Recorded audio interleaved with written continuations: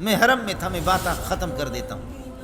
آپ بخدا آپ کو بتاؤں کہ ہم اعتکاف میں کئی سال پہلے کی بات ہے، ادھر ایک نوجوان تھا، لوگ اس سے گفتگو کرتے تھے۔ وہ نوجوان کیا تھا، اس کی آنکھیں کیا تھی، اس کی پیشانی کیا تھی، اس کے ہونٹ کیا تھے، اس کے دانت کیا تھے، اس کی فصاحت و بلاغت کیا تھی، بخدا میرے قرب و جوار کے لوگ اس کو دیکھتے تھے۔ میں نے کہا چلو میں بھی قریب میں چلا گیا، جا کر کے میں نے کہا کہ اسمکم القریب، آپ کا نام؟ اس نے کہا کہ میں اپنا نام نہیں بتاتا، آپ بتا دیں۔ میں نے کہا منظور احمد البلوچی الدکتور۔ تو کہ عالم کی کوئی حیثیت نہیں ہوتی دکتور؟ میں نے کہا میں دکتور ہوں، پی ایچ ڈی ڈاکٹر ہوں، علامہ اقبال۔ کہ اچھا، تو کہنے لگے کہ جی آپ دکتور ہیں؟ میں نے کہا دکتور کہاں کے؟ میں نے کہا کہ پاکستان کا ہوں، بلوچی ہوں۔ سبحان اللہ۔ پھر پاکستان کے حالات اس نے پوچھے، پاکستان والوں سے خوش بھی ہو گئے کہ ماشاءاللہ پاکستان، بنگلہ دیش، ہندوستان والے جس طرح دین کے کام کرتے ہیں اتنا ہم لوگ عرب لوگ بھی نہیں کرتے۔ تو میں نے پوچھا کہ آپ کون ہیں؟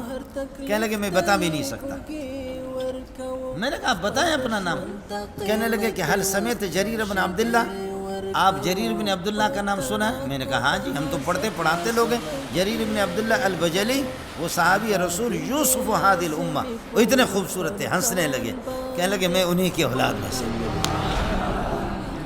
کہنے لگے انہی کے 1500 سال وہ خون لیبارٹری ہوتے ہوئے چکر کاٹتے کاٹتے کاٹتے، پتہ نہیں اس خون کا ایک حصہ ہے، وہ اتنا خوبصورت تھا کہ سبحان اللہ۔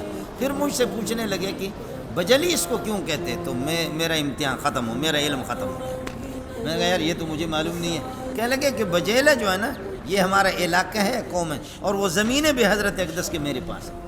لیکن وہ اعتکاف میں تھے، فرمانے لگے کہ میں اعتکاف سے جیسے فارغ ہوتا ہوں تو پھر یہ کہ میں آپ کو یہ کہ یہ دکھا دوں گا۔